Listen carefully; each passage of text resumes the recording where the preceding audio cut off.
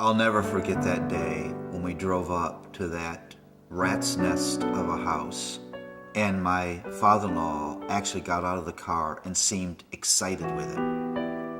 I was looking at a mess.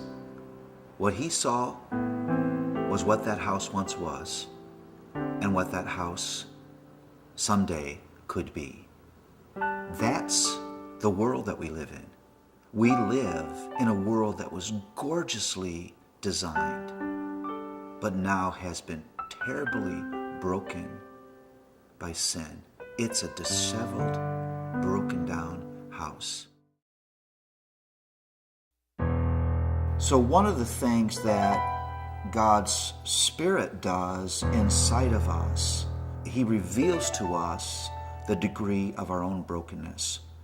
God begins to open my eyes to the condition of my own heart, my selfishness, my greediness, my bitterness, my self-righteousness, my lust, my anger.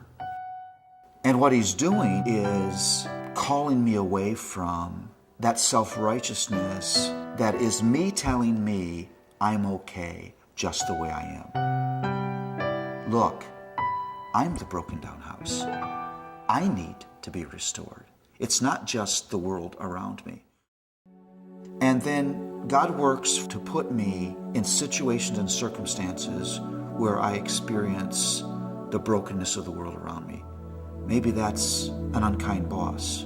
Maybe that's a moment of racism. Maybe that's a moment of being ripped off. And so I begin to weep for me, and I begin to weep for my world. And that weeping is a good thing. Jesus said, "Blessed are those who mourn, for they shall be comforted."